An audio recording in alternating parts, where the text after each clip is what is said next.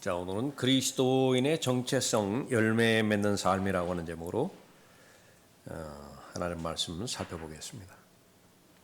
요한복음 15장 보겠습니다.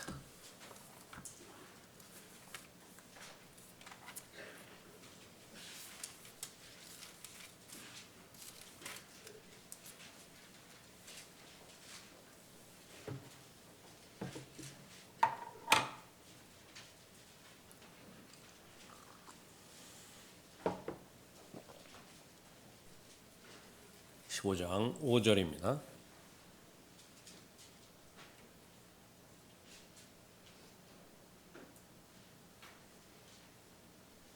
나는 포도나무요 너희는 그 가지들이라. 그가 내 안에 내가 그 안에 거하면 그 사람은 많은 열매를 맺느니라. 이는 나를 떠나서는 너희가 아무것도 할 수 없기 때문이라. 내 안에 거하지 아니하는 사람은 가지처럼 버려져 말라 버리느니라. 그러면 사람들이 그것들을 거두어 불 속에 던질 것이요 그것들은 타버릴 것이라. 너희가 내 안에 거하고 내 말들이 너희 안에 거하면 그 너희가 원하는 것은 무엇이나 구하라. 그러면 너희에게 이루어지리라. 그러니까 너희가 많은 열매를 맺는 이 일로 내 아버지께서 영화롭게 되실 것이요 너희는 내 제자들이 되리라. 예수님께서 십자가에서 돌아가시기 전에 구원해 주신 하나님의 자녀들을 이 지구상에 남겨놓으시는 절대적인 이유가 있다라고 그렇게 알려주시는 것입니다. 그러니까 그것은 무엇이냐 그러면 바로 열매를 맺는 것과 직접적으로 관계가 있다라고 말한 것입니다. 구원받은 즉시로 왜 데려가지 않으시는 것인가? 그 열매 맺는 삶과 관계가 있다라고 말하고 있는 것입니다. 이 하나님의 말씀을 공부해가면서 통합적으로 그렇게 살펴보는 것은 대단히 중요한 부분입니다. 우리는 하나님의 종으로서 하나님을 섬기는 사람들입니다. 하나님을 섬기는 일과 또 대표적으로 에베소서 6장에서 언급하고 있는 하나님의 전신갑옷으로 무장해서 영적 전쟁에 투입되고 승리하는 삶, 그것이 어떤 관계가 있는 것인가? 동전의 양면이에요. 그러니까 하나님을 섬긴다라고 하는 말은 오늘과 같은 구체적인 경우가 되겠죠. 또 하나님 앞에 찬양을 높여드리고 또 하나님께 주신 은사대로 다른 사람을 섬기고 복음을 증거하고 성경을 가르치고 서로 교제하고. 그런데 그것이 영적 전쟁과 무관하다라고 한다면 그것은 열매를 맺을 수 없는 것입니다. 모든 말씀이 열매를 맺기 위해서는 반드시 통과해야 되는 과정이 있는데 그것은 인내입니다. 여러 가지 다양한 밭에 말씀의 씨가 뿌려졌는데 어떤 밭은 열매를 맺는가 하면 대다수의 밭은 열매를 맺지 못하는데 그 요인은 어디에 있는 것인가? 인내하지 못하기 때문이라고 씨 뿌리는 자의 비유에서 말씀하고 있는 것이죠. 그리스도인으로서의 능력 있는 삶을 살아야 되는데 그 능력 있는 삶을 살기 위해서는 자신의 정체성을 우선적으로 알아야 됩니다. 예수님이 누구라고 이렇게 말씀하셨죠? 예수님께서 자신을 계시해 주신 그 본질, 그것을 잘 알 때 우리가 병행해서 우리의 정체성도 잘 알 수 있는 것입니다. 예수님은 자신을 하나님의 어린 양이라고 말씀하셨습니다. 죄 문제를 해결하기 위한 혼의 속죄제물로 바쳐지기 위해서 이 땅에 오신 하나님의 어린 양이죠. 그러니까 그것을 우선적으로 알아야 됩니다. 그다음에 예수 그리스도는 우리의 목자가 되십니다. 선한 목자가 되시죠. 양들로 하여금 생명을 얻고 더 풍성한 삶을 살게 하기 위해서 자신의 생명을 스스로 내어놓으시는 선한 목자가 되시는 분이십니다. 또 마찬가지로 오늘 본문에서 말하는 것처럼 포도나무라고 말씀하십니다. 열매를 많이 맺게 하기 위해서 그러니까 이 모든 부분들은 한 분을 말하는 것입니다. 그래서 우리가 하나님의 말씀을 알아가면서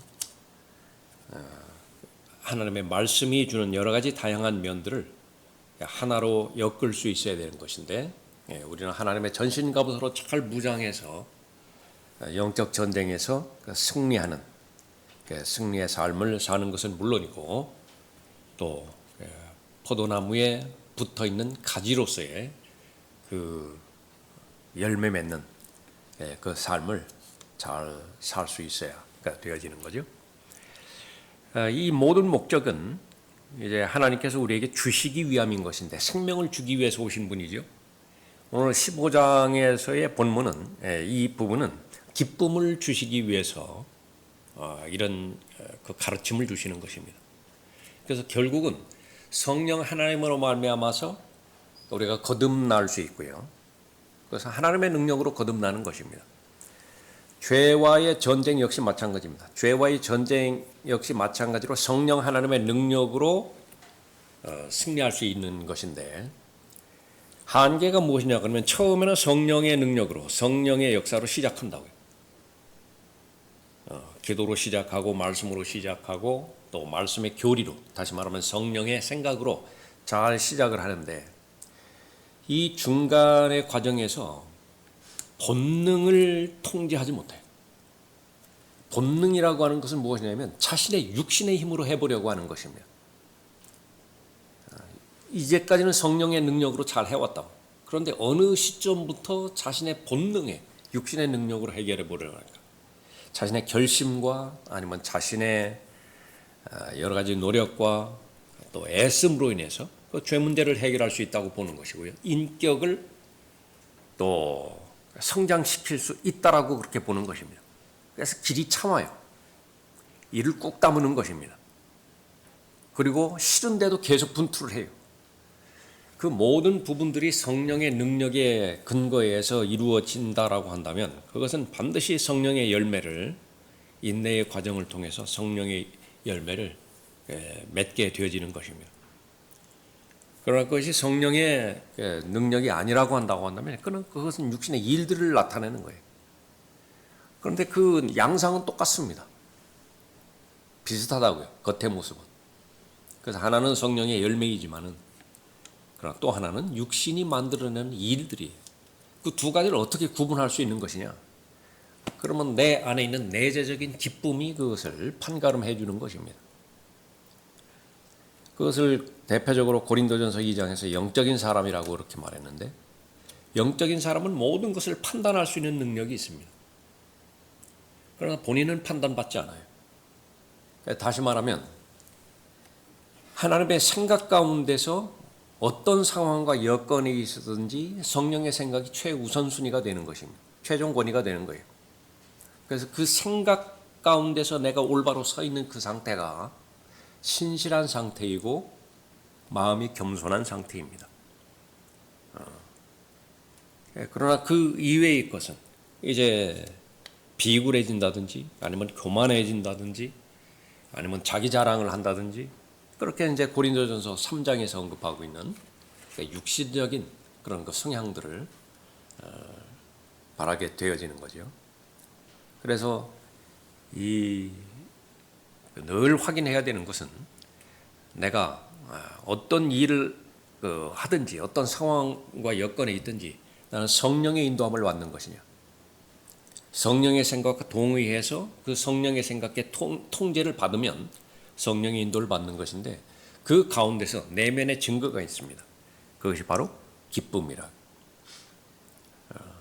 나의 이런 상태를 보고 하나님께서 인정하실 것이고 기뻐하실 것이고, 이런 나의 상태를 통해서 하나님께서 영광 받으실 것이에요. 그 사실이 나로 하여금 기쁘게 만드는 그런 부분이죠. 11절 보십시오. 15장 11절에 내가 이런 것을 너희에게 말하는 것은 나의 기쁨이 너희 안에 머물러 있어 너희의 기쁨이 충만하게 하려는 것이라. 그래서 이 기쁨으로 충만한 그런 그 상태가 계속해서 유지되어질 때에 나의 정체성을 확인하는 것이고, 나의 정체성을 알게 되어지면 거의 대부분의 문제는 이제 다 해결이 되는 거예요. 근데 이제 삶의 어려움은 어디에서 찾아오는 것이냐면 그것을 잃어버릴 때 오게 되는 것입니다. 그래서 예수님께서 가장 중요하게 여기시는 것, 그것은 바로 나의 본분, 포도나무 가지에 그 붙어 있는 가지라고 말씀하시고, 가지의 본분은 열매 맺는 것이라. 열매 맺는 것이라고 하는 것은 바로 하나님과의 교제와 그 동행을 통해서 가능하다라고 하는 거죠. 그래서 오늘 이 요한복음 15장에서 대표되어져 있는 이 열매 맺는 삶의 비결, 그것은 누리는 데 있고 향유하는 데 있습니다. 그래서 아주 철저하게 붙잡아야 되는 그런 그 부분들이 뭐냐면, 하나님을 섬기고 또 희생하고 내 대가를 치르고, 이 모든 부분들을 겉으로 드러나는 양상이지만은 그 기저에는, 그 중심에는 내가 누리는 거예요. 내가 기뻐하는 것이라고. 그것이 배제됐다. 그것이 배제된 상태에서 나는 희생을 하고, 나는 아주 그 헌신을 하고, 그러니까 그런 그 상황만 부각이 된다면 그거는 얼마 못 가요. 쉽게 지쳐버리는 것입니다. 그래서 그것이 하나님께서 나에게 주신 모든 것이 특권인데, 그 특권의 가장 기본적인 그 부분들은 동행이라고 해요. 동행, 주님과의 교제. 그래서 무엇을 하든지 간에 섬김의 그 영역은 다양하죠. 다양한데 그 모든 부분들의 공통점을 잡고 있는 것이, 나는 주님과 지금 동행하고 있는 것인가, 다시 말하면 나는 주님과 교제하고 있는 그 건강한 교제가, 우리가 섬기는 대상은 살아계신 분이니까. 그러니까 우리가 가끔 기도할 때 살아계신 분, 영으로 계시는 분 이렇게 하지만은요, 그 의미를 우리가 되새겨 봐야 돼요. 살아계신 분이라고 하는 것은 무엇을 말하냐면 친밀감을 병행해서 말하는 것입니다. 친하다고요. 그분과 친하다고, 그분과 친밀하다고. 그러나 부처는 죽어 있죠. 세상에 사람들이 만든 모든 종교는 다 죽어 있어요. 근데 열심히 하잖아요. 얼마만큼 열심히 하는 것이냐? 사람들이 만들어 놓은 하나의 사상체계, 예를 들어서 공산주의 신념을 위해서 자신의 몸을 버려요. 자신의 목숨을 희생할 수 있다고요. 그러면 그 사람이 공산주의 체제와 공산주의 신념과 친밀하냐? 친하냐? 절대로 그렇지 않아요. 이슬람교들 역시 마찬가지입니다. 알라를 위해서 자살 폭탄을 하고 테러를 저지르고 그렇게 하는 것인데, 신념 가운데서 자신을 멸사방과 그렇게 할 수 있을지 모르지만은, 그러나 그 친한 것이냐, 친밀한 것이냐, 그러니까 그거하고는 다르다 그 말이에요. 그러나 참된 기독교 신앙이라고 하는 것은 무엇이냐? 바로 이 교제와 동행, 이것이 확인이 안 된 상태에서 하는 모든 것들, 이거는 멈춰야 되는 거예요. 그러니까 반드시 멈추고 하나님의 말씀으로 돌아가서 말씀 가운데서 나에게 주시는 기쁨, 그것이 나에게 확인이 되어지는 것이냐, 그것을 볼 수 있어야 되어지는 것이죠. 15장 1절에 보십시오. 나는 참 포도나무요 나의 아버지는 농부시라. 내 안에서, 강조하는 것은 이게 안에라고 하는 부분입니다. 예수 그리스도 안에. 내 안에서 열매를 맺지 못하는 가지마다 그분께서 제거해 버리시고, 열매를 맺는 가지마다 정결케 하시어 더 많은 열매를 맺게 하시느니라. 이제 너희는 내가 너희에게 일러준 말을 통하여 깨끗해졌느니라. 내 안에 거하라. 이게 핵심이에요. 내 안에 거하라. 그러니까 수고를 하든지, 애를 쓰든지, 헌신을 하든지, 희생을 하든지, 자신의 몸을 불사르든지, 그러니까 그건 이후의 문제예요. 그러니까 제일 중요한 것은 내 안에 거하라. 그러면 나도 너희 안에 거하리라. 그러니까 이것이 아주 생명선이라. 그러니까 이 부분이 확인이 된 다음에 일어나는 모든 것들은 다다익선이에요. 하면 할수록 더 하나님께서 영광 받으시는 것입니다. 그러나 다른 것들은 다 만에 한다 하더라도 이 부분이 희미하다. 현실적으로 말한다고 한다면 성경을 통해서 우리가 하나님과의 교제하는 법도 배워야 되고요. 또 하나님과 동행하는 법도 배워야 되는 것인데, 교제의 증거와 동행의 증거는 뭐냐면 다른 것을 다 제하고 배제시키고 그분과 독대했을 때에 나는 그 시간을 마음껏 향유하고 누릴 수 있느냐라고 하는 거예요. 이 무슨 뭐 논어책 갖다가 맹자책을 갖다가 이렇게 공부하고 하는 거죠. 거기에 왜 기쁨이 없겠어요? 배움에 왜 만족이 없겠습니까? 그것을 경이라고 그러잖아요. 불경이라고 한다. 불경. 불경에 심취된 그 신학자들도 많아요. 그래서 성경이나 불경이나 결국은 같은 것을 말하고 있다. 그러니까 엉뚱한 소리들 뭐 그렇게 하기도 하지 않습니까? 그러니까 거기에 왜 기쁨이 없겠어요? 학문인데 거기에 체계가 있는데 논리의 체계가 있는데 왜 거기에 기쁨이 없겠어요? 근데 그런 차원에서 성경을 배운다. 수없이 많아요. 그런 사람 수없이 본다. 근데 그 사람이 정말로 이 요한복음 15장에서 말하는 내 안에 거하라. 내 말이 너희 안에 거하면 이 차원에서의 그런 교제가 계속해서 병행해서 유지되어지는 거죠. 얼마든지 그 교제가 단절된 상태에서도 성경을 연구할 수 있고 성경을 공부할 수 있어요. 그 이념 체제 가운데서 그거를 이제 극복해야 됩니다. 그것이 특별히 마지막 날들에 언급되어 있는 항상 배우나 진리의 지식에 이르지 못한 사람들을 말하는 거죠. 그러니까 진리는 예수 그리스도는 살아계신 분인데 그분이라고요. 그분 히라고요. 인격체라고요. 그런데 종교는 무엇이냐면 죽어있는 대상이야. 이트예요. 그러면 똑같은 예수 그리스도의 말씀이라 하더라도 살아계신 예수 그리스도의 말씀으로 받아들이는 사람은 참된 기독교 신앙 체계 안에 있는 거예요. 그런데 늘 관심 있는 것이 그분의 가르침만 관심이 있다. 그분에는 별 가르침이 없어요. 그분이 기뻐하실는지 슬퍼하실는지 별 관심이 없다. 그러나 그분의 교리, 그분의 가르침 여기에만 매달린다. 종교예요. 그러니까 그 사실들을 분명하게 구분을 해서 내 안에 하나님으로 말미암는 기쁨이 있는 것인가 그것을 잘 확인해야 되는데 그것에 대한 제일 첫 번째 우리가 확인해야 되는 것이 바로 내 안에라고 하는 말, 주님과의 그 교제 그 부분을 우리가 확인할 수 있어야 되는 것입니다. 그렇게 해서 5절 다시 보면 나는 4절에 내 안에 거하라. 그러면 나도 너희 안에 거하리라. 가지가 포도나무에 붙어 있지 아니하면 스스로 열매를 맺을 수 없듯이 너희도 내 안에 거하지 아니하면 역시 그렇게 되리라. 연합과 교제라고 하는 부분을 우리가 분명하게 합니다. 우선 이제 연합이라고 하는 그 말을 우리가 활용할 때 이제 거듭남을 말하는 것입니다. 거듭남. 가지가 포도나무에 이제 접붙여지는 상태를 말하는 건데 우선 본성이 달라요. 포도나무의 본성하고 접붙여지기 이전에 그 가지하고 본성이 다른 것입니다. 하나는 하나님의 성품입니다. 그러니까 예수 그리스도의 생각, 예수 그리스도의 그 성품으로 이루어진 것이 포도나무에 있는 것인데 거기에 접붙여졌을 때에 이 중생, 새로운 출생이 이루어짐으로 인해서 그 포도나무로부터 그 똑같은 하나님의 본성을 그대로 전달받게 되어지는 것입니다. 그것을 이제 연합이라 그렇게 말하고 있습니다.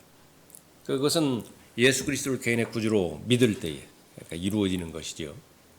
그리스도 안에 있는 새로운 피조물로서 하나님께서 창조해 주시는 역사를 통해서 이루어 주시는 것입니다. 그 이후에는 이제 계속해서 우리에게 요구하시는 것이 권면하는 것이 바로 하나님의 뜻을 발견을 하고 하나님의 뜻 가운데 계속 머물러 있기 위해서는 내가 해야 되는 책임이 있어요. 내가 해야 되는 의무가 있습니다. 거듭나기 전에는 그 책임과 의무를 요구하지 않아요.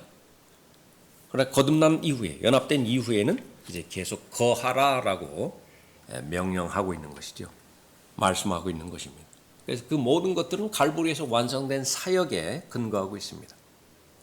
다 이루었다 말씀하셨을 때에 어디까지 포함되는 것이냐 그러면 이 열매 맺는 삶까지도 다 이루어진 것을 볼 수 있는 것입니다.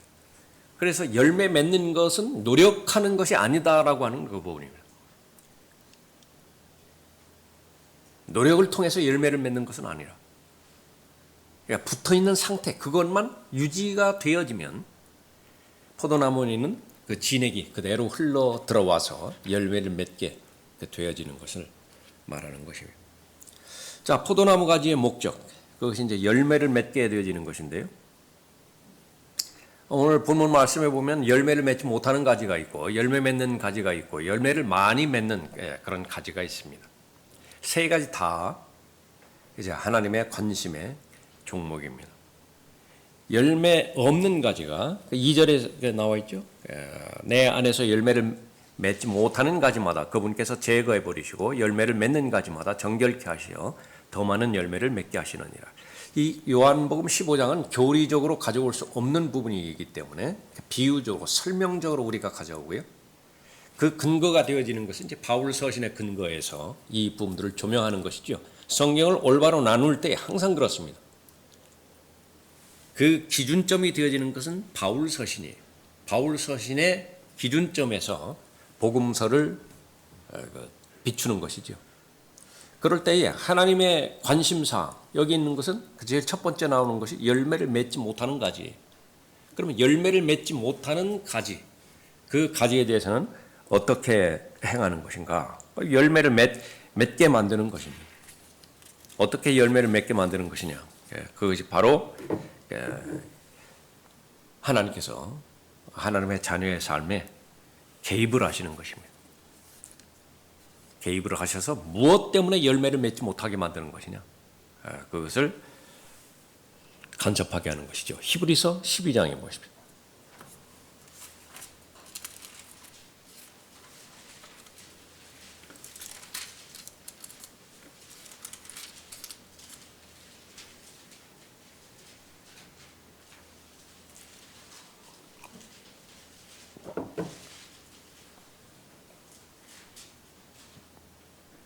히브리서 12장 1절에 보면 그러므로 이처럼 많은 구름 같은 증인들이 또한 우리를 둘러싸고 있으니 우리 또한 모든 무거운 것과 쉽게 애워싸는 죄를 벗어버리고 인내로 우리 앞에 놓인 경주를 하자. 전혀 관계가 없을 것 같죠?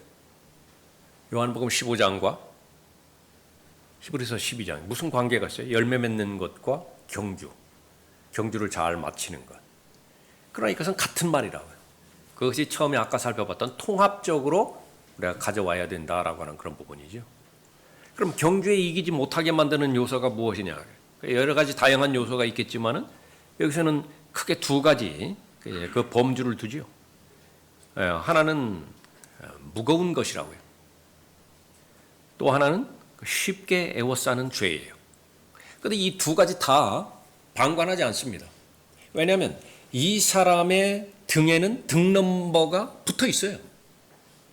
분명히 선수라고요. 선수의 자격을 갖추고 지금 경주에 임하고 있다고요.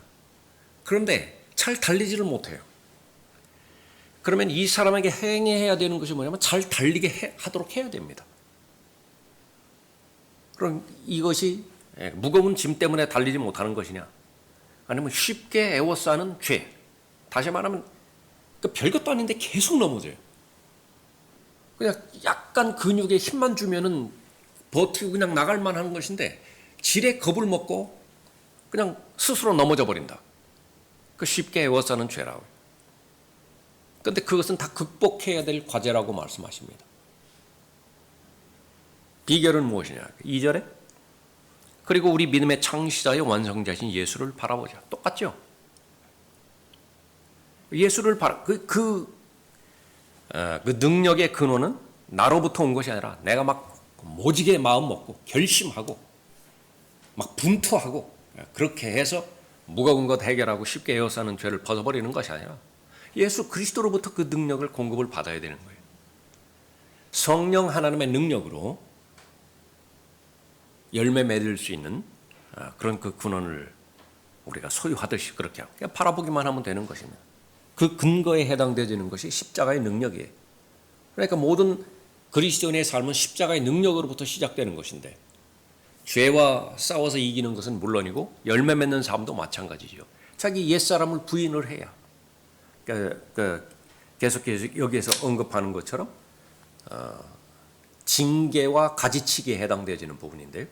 열매 맺는 그 삶의 가운데 있어서는 성령 하나님의 인도하심과 도우심으로 자신의 육신의 문제를 자기를 해결할 수 있어야 되어지는 것입니다.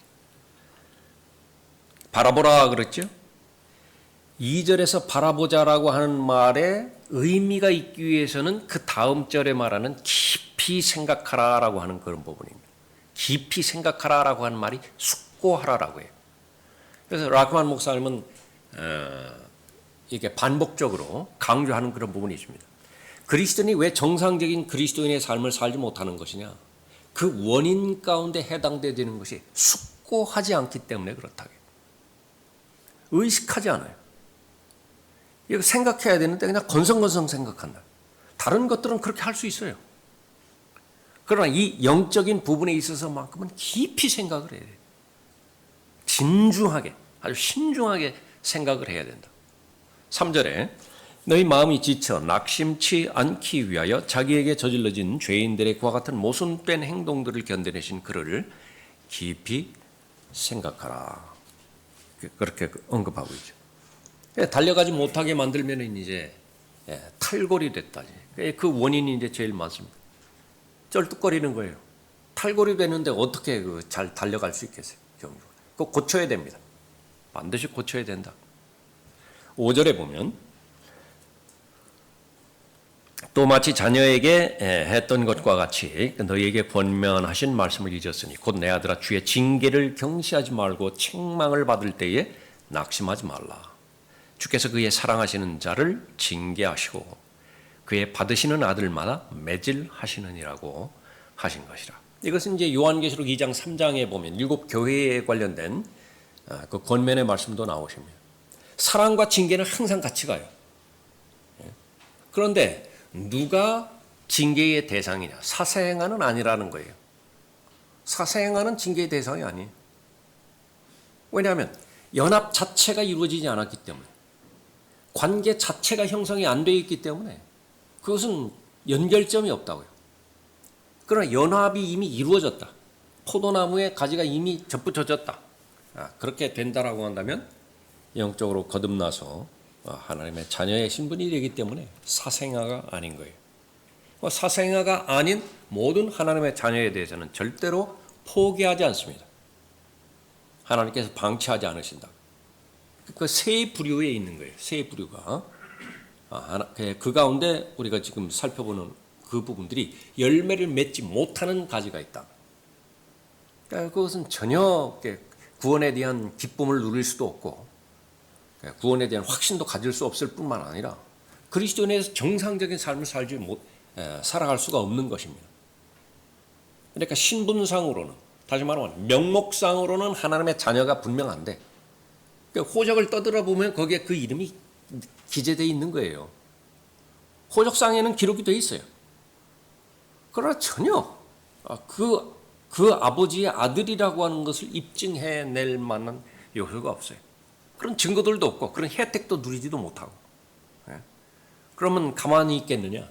그러지 않는 것입니다. 6절에 주께서 그의 사랑하시는 자를 징계하시고 그가 받으시는 아들마다 매질하시느니라고 하신 것이라. 너희가 징계를 견디어내면 하나님께서는 너희를 아들로 대우하실 것이니 아버지가 징계하지 않는 아들이 어디 있느냐? 모든 사람들이 참여하는 징계를 너희가 받지 않는다면 너희는 사생하여 친아들이 아니니라. 또 우리 육신의 아버지가 우리를 징계하여도 존중하였거늘 영들의 아버지께는 더욱 복종하며 살아야 하지 않겠느냐. 그들은 정녕 자기들이 옳다고 생각한 대로 며칠 동안 우리를 징계하였지만 하나님께서는 우리의 유익을 위하시고, 그러니까 열매를 맺는 그런 것 삶, 승리하는 삶, 달려가야 될 길을 잘 마치는 삶, 유익을 위하시고 또 우리도 그분의 거룩하심의 참여자들이 되도록 하시느니라. 징계가 당시에는 즐겁지 않고 슬픈 것 같으나, 읽을 때는 쉬워요. 징계가. 이것은 하나님의 사랑의 표현으로서 그렇게 하죠. 그러나 항상 우리의 가르침이 따로 있고 그 가르침에 순종하는 영역은 또 다른 이야기라고 하는 사실을 우리가 명심해야 됩니다. 이것을 깊이 생각해야 돼요. 숙고해야 돼요. 그래서 이 가르침을 받을 때에는 자기를 부인하지 못할 이유가 없어요. 다른 사람을 사랑하라. 심지어 원수를 사랑하라. 뭐 부인하지 못하지? 자기를 부인해야 원수를 사랑할 거 아니겠어요? 그러나 정작 실제로 자기 자신에게 상처를 준 사람, 정말로 그 사람으로 그 한마디 말로 인해서 내 마음을 다치게 만들었던 그 사람을 삶의 현장 가운데서 용서하고 하나님의 말씀의 수준대로 그렇게 갈 수 있는 것이냐라고 하는 것은 다른 문제랄게. 전혀 다른 문제예요. 이 부분은. 그런데 내 자신을 부인하고 예수 그리스도를 시인하라라고 하는 영역은 그 삶의 한 복판에서 그렇게 하라고 말이에요. 예. 징계가 당시에는 즐겁지 않고 슬픈 것 같으나, 한번 징계를 받아볼까요? 제일 먼저 나오는 것은 기분이 확 나빠진다고요. 징계 특징이 그래요. 정상적인 마음의 상태가 아니라고요. 그 다음에 정서적으로도요. 아주 괴팍해지는 것이라든지 아니면 다른 극단이라든지 다른 비정상적인 그 요인들을 내가 본다고요. 예. 왜냐하면 자존심 건드리기 때문에 그래요. 자신의 자존심을 건드려야 지금 자기가 올바르지 않다라고 하는 사실을 깨닫는 것인데 그 뭐 기분 좋을 일이 없다고요. 그런 그 부분들. 그 다음에 그 슬픈 일이라고 말했죠. 슬픈 것 같으나. 예. 아주 쓰다고요. 하나님의 징계를 맛본다고 한다면. 그러기 때문에 이 그 징계에 대해서 잘 반응하고 잘 견디는 것이 쉽지가 않은 것입니다. 그러니까 이게 자기 보호 관능에서 그냥 빨리 이 상황을 마무리 짓기 위해서 그냥 쉽게 넘어가려고 그러는 거예요.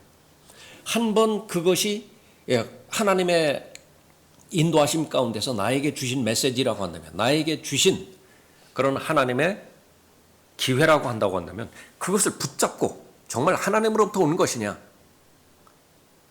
아니면 그냥 스쳐 지나가는 정서적인 하나의 순간이냐, 이것을 확인을 해야 된다. 그럼 깊이 생각하는 수밖에 없어요. 기도해야 되겠죠. 그렇게 될 때에 성령 하나님께서, 내주하는 성령께서 중보하신다고. 그러면 중보하신다라는 것은 함께 나의 기도를 도우셔서 기도에 확답을 주시는 것을 말하는 것인데, 이것은 징계가 맞다고요. 그렇게 될 때에 그 쓴맛이지만은, 그러니까 그것을 하나님 앞에 감사하고 또 내 의지로서 하나님의 뜻에 순종하고자 하는 그런 뜻을 내비춰 드렸을 때에 징계는 열매를 맺게 되어지는 것이죠. 그 목적은 무엇이냐 그러면 하나님의 관점에서는 열매를 맺어야 돼요. 왜냐하면 그 능력이 그 안에 있는 사람이고 그 목적으로 구원해 주셨고. 예. 다시 보십시오. 11절에 징계가 당시에는 즐겁지 않고 슬픈 것 같으나 후에 그로 인하여 훈련된 자들에게는 화평한 의의 열매를 맺느니라. 그러면 요한복음 15장에서 하나님께서 이 말씀하시는 열매는 어떤 것이냐? 의의 열매도 포함이 됐겠죠. 성령의 열매는 말할 것도 없고 선한 열매. 그러니까 이 화평의 열매라든지 구령의 열매라든지 성령의 열매라든지 이 모든 부분들을 통합적으로 지칭하는 말이 선한 열매거든요. 그것은 하나님과 관련된 열매를 말하는 거예요. 에베소서 2장 8절 9절에서 믿음으로 말미암아 은혜로 구원해 주신 목적이 10절에 있다라고 말씀하셨는데 모든 선한 것의 열매를 맺게 하기 위해서. 디모데후서 3장 16절 말씀도 역시 마찬가지입니다. 성령을 주신 목적, 유익을 위해서 우리에게 주셨다. 네 가지 영역에서 유익을 주셨다고요. 그 가운데 첫 번째가 교리잖아요. 교리를 올바로 잘 나누어서 우리가 공부할 수 있도록 하나님의 말씀이 영감으로 우리에게 주어졌는데 무엇 때문에 그런 것이냐? 도대체 무엇 때문에 바로잡혀야 되고 무엇 때문에 하나님으로부터 책망을 받아야 되는 것이냐? 그건 열매예요. 모든 선한 일들에 철저히 구비되게 할 목적으로 성경이 우리에게 주어졌는데 이거는 뭐 지식은 흘러넘치는데 삶은 아니라고요. 무언가에 대해서 심지어 뭐 설교까지도 잘하고 뭐에 대해서 뭐 모르는 것이 없는 것 같은데 그 사람의 말 들어보면 아니에요. 그게 아주 그 인격적인 게 그 부분들이 없다. 그러면 그것은 아닌 거예요. 그런 그 부분들. 그래서 이 부분에 있어서 화평한 의의 열매를 맺기 위해서는 바로 하나님께서 도우신다라고 하는 그 부분들을 우리가 알아야 되고요. 징계라고 하는 방편을 통해서 우리에게 알려주시는 것입니다. 그럼 우리가 해야 될 것은 뭐냐면 그것을 가볍게 여기지 말고 그 다음에 훈련된 자들이라고 말씀하셨죠. 훈련된 자들. 이것은 정서하고 상관이 없다고 말이에요. 이것은 옳으니까 행하는 거예요. 옳지 않으니까 행하지 않는 것입니다. 내 느낌과 내 정서하고는 아무 상관이 없어요. 그래서 하나님께서 나에게 주시는 요한복음 15장에서 말씀하시는 그런 기쁨이라고 하는 것은 그 배경이 되어지는 것은 내 기본적인 정서하고는 아무 상관이 없습니다. 그것은 결과일 뿐이에요. 그래서 기분이 좋은 것을 기쁨이라고 그렇게 말하지도 않고 갈등이 없는 것을 기쁨이라 그렇게 말하지도 않는 것입니다. 징계가 당시에는 즐겁지 않고 슬픈 것 같으나 후에 그로 인하여 훈련된 자들에게는 화평한 의의 열매를 맺느니라. 징계는 어디까지 계속될 것이냐? 깨닫고 순종할 때까지.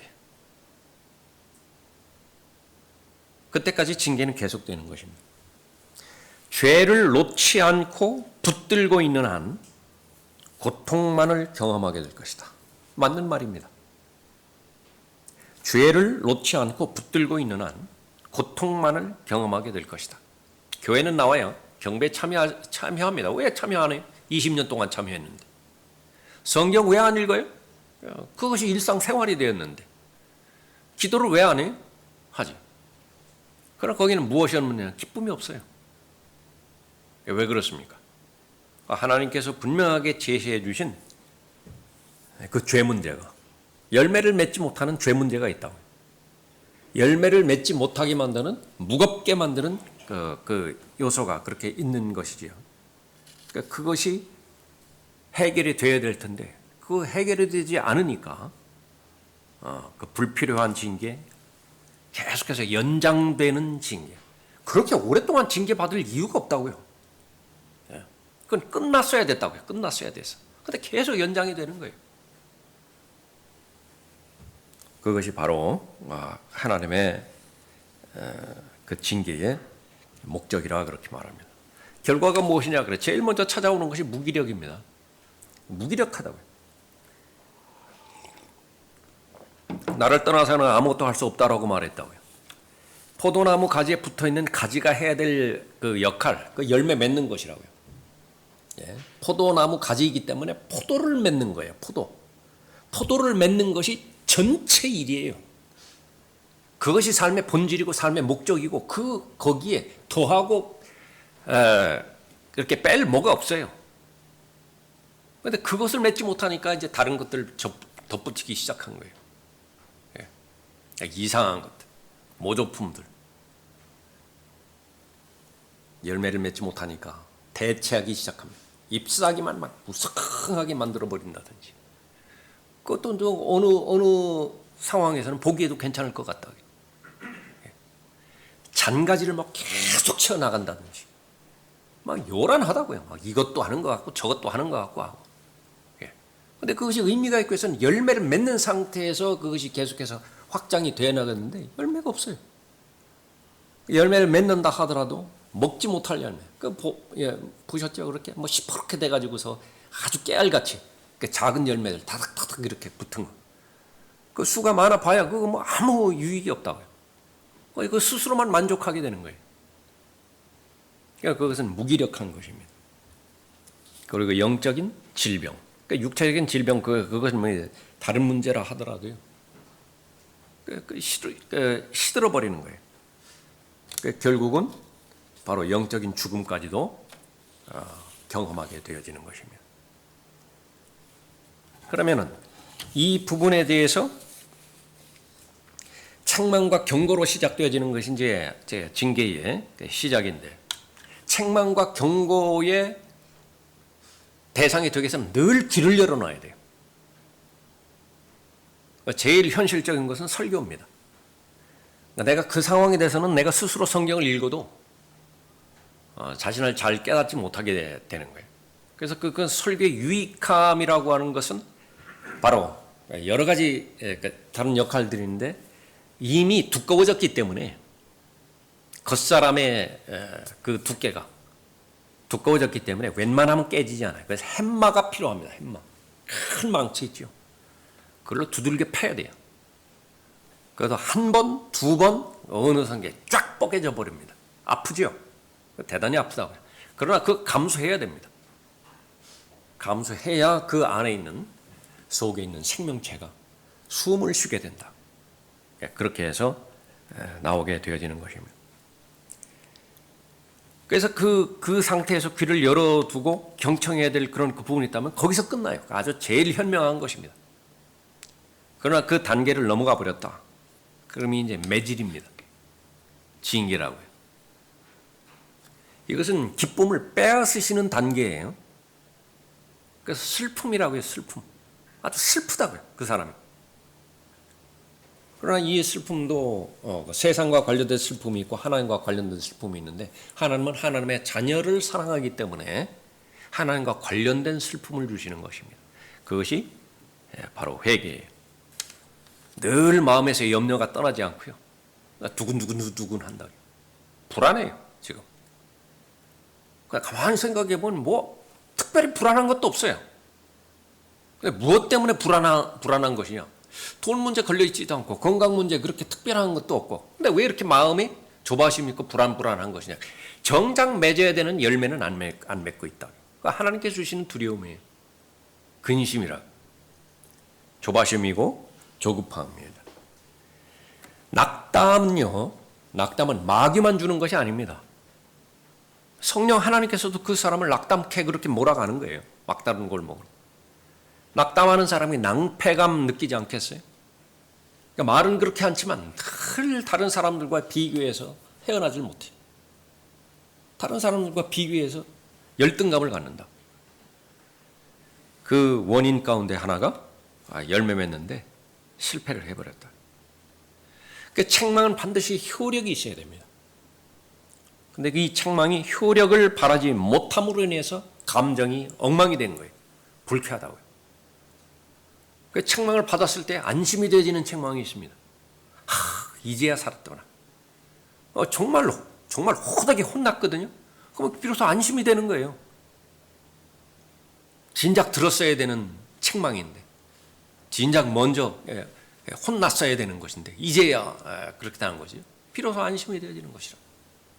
그것이 바로 살아있는 하나님의 자녀가 느끼는 정상적인 감정이고 그렇습니다.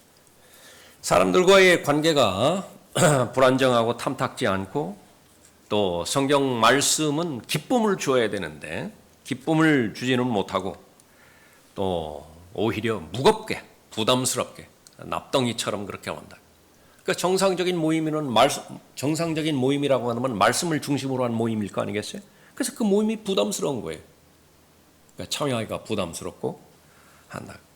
그래서 그 모든 부분들은 바로 하나님의 징계의 대상이고 책망의 대상이다. 그러니까 한 구절 다시 한번 읽어보죠. 6절 다시 보십시오. 6절. 주께서 그의 사랑하시는 자를 징계하시고, 그래서 징계에 해당되는 것은 책망과 경고가 여기 포함이 되어지는 부분이고요. 징계하시고 그가 받으시는 아들마다 매질하시느니라. 그러니까 제일 마지막 단계는 매질이다 말씀하시는 것입니다. 이것은 고통을 야기시키는 거예요. 아파야 된다고요. 그 목적으로 매질을 하시는 것이니까. 그래서 그 단계가 됐을 때 옳다고 인정했던 것을 무시했던 것들 있죠. 그것으로부터 이제 명백하게 다시 바로잡게 되어지는 것입니다. 분명히 죄악된 삶이었음에도 불구하고 거기에 대해서 이제 담대해지기까지 했다. 그렇게 됐을 때에 바로 매질이 주어지게 되어지는 것입니다. 이 부분들은 세상 떠날 그때까지 지속됩니다. 사랑하는 사람이기 때문에 그래요. 하나님의 사랑은 원래 그렇습니다. 절대로 포기하잖아요. 나는 너를 떠나지 않아요. 너는 나를 떠날지 모르지만 나는 너를 떠나지 않는다. 그렇기 때문에 끝까지 붙잡고 계시는 것입니다. 사랑의 하나님께서 사랑하는 하나님의 자녀들에게 그것이 아무리 장기간 지속된다 하더라도 그 죄의 대가가 심각한 대가가 주어진다고 하나님께서 평가를 내리셨을 때 결국은 열매 맺는 삶으로 이끌어 가시는 것입니다. 자, 이 부분들이 이제 열매 맺지 못하는 가지에 해당되는 부분이고요. 나머지 2개 남았죠. 열매를 맺긴 맺는데 자기 능력껏 맺지를 못해요. 그 열매를 더 많이 맺을 수 있음에도 불구하고 거기에 해당되는 부분이 있고요. 또 하나는 이제 하나님을 기쁘시게 해드리는 열매가 있습니다. 많이 열매를 맺어요. 본래의 창조 목적대로 다음 시간에 살펴보도록 하죠.